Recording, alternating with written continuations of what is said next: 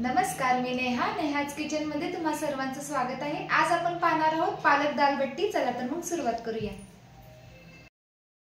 पालक दाल बट्टी तयार करण्यासाठी आपण इथे 3 वाटी गव्हाचं पीठ घेतलेलं आहे। यामध्ये आपण 2 चमचे रवा घालून घ्यायचा आहे। रवा तुम्ही बारीक जाड कुठलाही घेऊ शकता, शक्यतो जाडच रवा घ्यायचा आहे। 1 चमचा ओवा घ्यायचा आहे। ओवा एकदम व्यवस्थित क्रश करून घ्यायचा आहे, म्हणजे फ्लेवर खूप छान येतो याचा। चवीनुसार मीठ घ्यायचं आहे। आपण इथे एकदम बारीक चॉप केलेला पालक घेतलेला आहे। आपण अर्धा पालक यामध्ये टाकून घेऊया आणि हे उरलेलं पालक आपण डाळीमध्ये टाकणार आहोत। 1 मोठा चमचा आपण इथे साजूक तूप घ्यायचं आहे। यामुळे आपले हे जे बाटी आहे ते एकदम खस्ता तयार होतील। आता ही सगळी जिन्नस व्यवस्थित मिक्स करून घेऊया।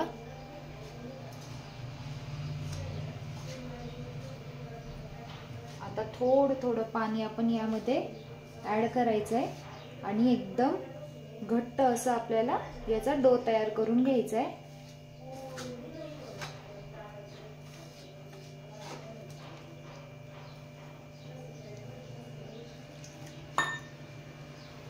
अशा पद्धतीने एकदम छान असा आपण दाटसर डो तयार करून घेऊया।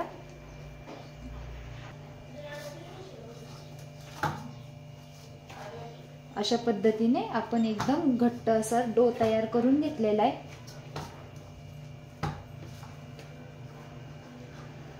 आता आपण याचे बाटी तयार करून घेऊया। आता याच्यातलं थोडं पोर्शन आपल्याला काढून घ्यायचं आहे आणि याचे असे लाट्या तयार करून घ्यायच्या। असे आपण बाटी तयार करून घेऊ। जास्त जाड करायचे नाहीये, मीडियम साइजचे आपल्याला ह्या बाटी तयार करून घ्यायच्या आहेत। यामुळे बाटी आपली व्यवस्थित आतपर्यंत शिजली जाईल आणि लगेचच आपण हे चाळणमध्ये ठेवून द्यायचं। जास्त जाड केलेले नाही आपण हे। तुम्ही पाहू शकता अशा पद्धतीने आपण सगळ्या बाटी तयार करून घेतलेल्या आहे। आता आपण हे स्टीम करायला ठेवून देऊया।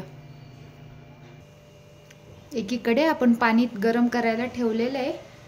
आता पाणी आपलं एकदम उकळलेलं आहे। आता याच्यावरती आपण ही चाळण ठेवून घ्यायची आहे। याच्यावरती आपण झाकण लावून घ्यायचं आहे आणि आता आपण हे स्टीम करून घेऊया। 15 ते 20 मिनिटं आपल्याला हे स्टीम करण्यासाठी लागणार आहेत। बट्टी आपली तिथे तयार होते तोपर्यंत आपण इथे डाळ शिजवून घेऊया। त्यासाठी आपण 1 वाटी तुरीची डाळ व्यवस्थित स्वच्छ पाण्याने धुवून घेतली होती, ती आपण या कुकर मध्ये टाकून घेऊया। यामध्ये टोमॅटो टाकून घेऊया।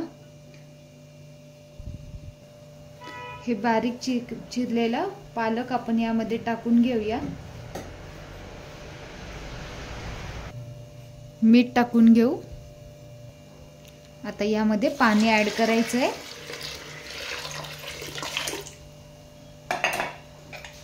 आणि आपण याला 3 शिट्ट्या करून घेऊया। 20 मिनिटं झालेली आहेत। आपण आता चेक करू आपली बाटी तयार झालेली आहे की नाही।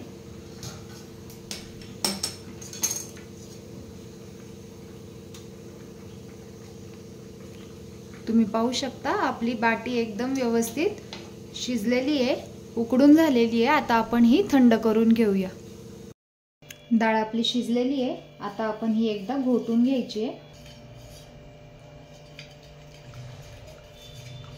आता आपण लगेचच ही फोडणी देऊन घेऊ। डाळ फोडणी करण्यासाठी आपण शिजवून घेतलेली डाळ घेतलेली आहे। आपल्याला काही मसाले लागणार आहेत ते घेतलेले आहेत आणि खोबरं, लसूण, हिरवी मिरची, अद्रक आणि कोथिंबीर याचं आपण एक वाटण तयार करून घेतलेलं आहे ते घेतलंय। कढईमध्ये 2 ते 3 चमचे तेल घ्यायचंय। तेल आपलं व्यवस्थित तापलेलं आहे। आता यामध्ये आपण मोहरी टाकून घेऊया। जिरा ऍड करू। थोडंसं हिंग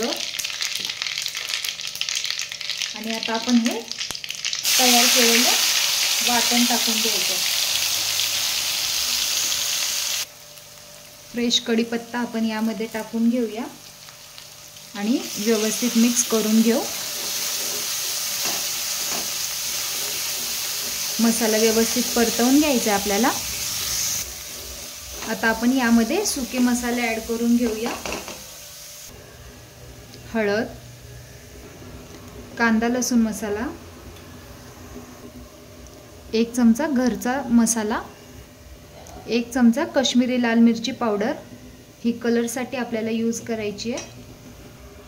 अर्धा चमचा गरम मसाला, थोडं मीठ टाकून घ्यायचं आहे. आपण डाळ शिजवताना देखील मीठ टाकलेलं होतं, त्या बेतानीच आपल्याला मीठ टाकायचं आहे. व्यवस्थित मिक्स करून घेऊयात हे सगळे मसाले.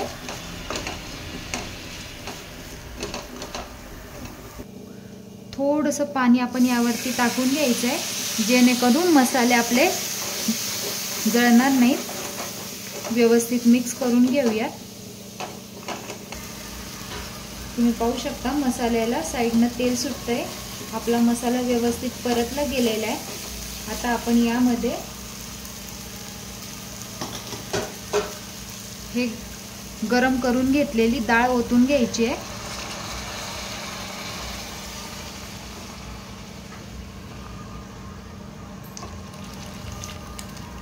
तुम्हाला कितपत पातळ हवं आहे तेवढं तुम्ही यामध्ये पाणी ॲड करू शकता. थोडंसं आपण अजून पाणी यामध्ये ॲड करूया आणि आपल्या डाळीची कन्सिस्टन्सी ॲडजस्ट करायची आहे. आपल्याला इतपत पातळ हवं आहे.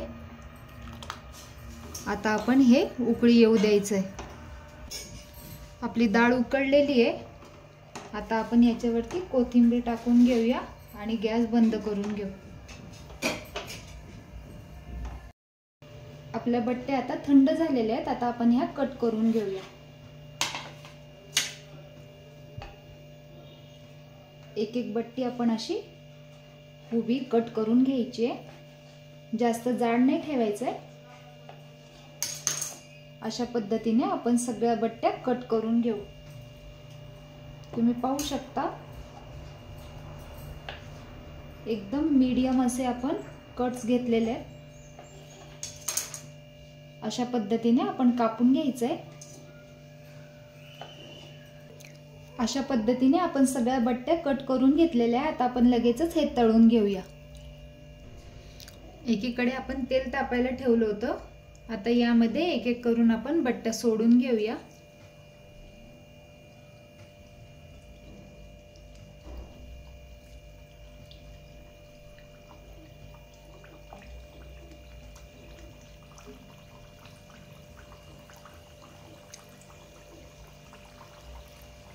कढईत मावतील एवढे आपण बट्ट्या सोडून घेतलेल्या आहेत. आता आपण हे तळून घेऊया. गॅसची फ्लेम एकदम मीडियम ठेवलेली आपण. आता आपण पलटी मारून घेऊया. दोन्ही बाजूनी एकसारखा कलर येऊस्तोवर आपल्याला या बट्ट्या तळून घ्यायच्या आहेत.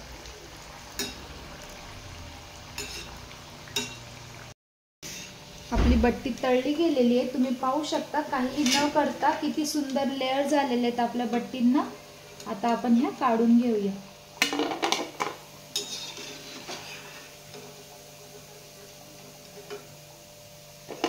लगेचच आपण दुसरी बॅच टाकून घेऊया. तेल एकदम छान गरम आहे.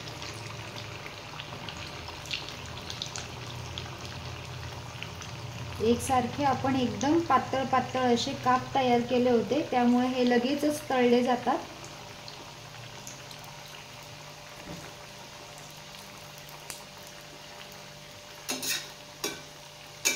आता आपण ही दुसरी बॅच देखील तशीच तळून घेऊया.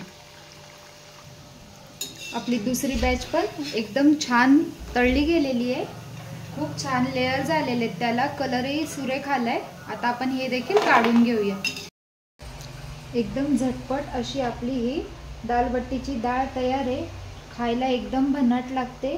अशा पद्धतीने तुम्ही एकदा नक्की ट्राय करून पहा. खूप सुंदर असे लेयर झालेले आहेत आपल्या या बट्टीला. आपण काही केलेलं नाही तरी सुद्धा एकदम छान लेअर झालेत प्रत्येक बट्टीला, तुम्ही पाहू शकता। आणि खायलाही एकदम छान चविष्ट आणि खमंग लागते। एकदम कमी साहित्यामध्ये आणि एकदम कमी कष्टामध्ये एकदम सुंदर अशी आपली दाल बट्टी तयार झालेली आहे।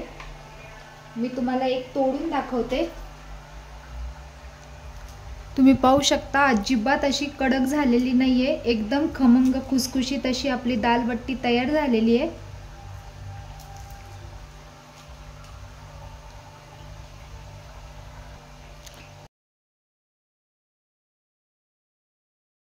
आपली दाल बट्टी तयार झालेली आहे। एकदम खमंग व खुसखुशीत अशी आपली दाल बट्टी तयार झालेली आहे। एकदम भन्नाट रेसिपी आहे, एकदा नक्की ट्राय करा। कशी वाटली तुम्हाला रेसिपी कमेंट करून नक्की कळवा। आवडल्यास लाईक शेअर सबस्क्राइब करायला विसरू नका। भेटूया पुन्हा अशाच नवीन रेसिपी सोबत। Bye bye.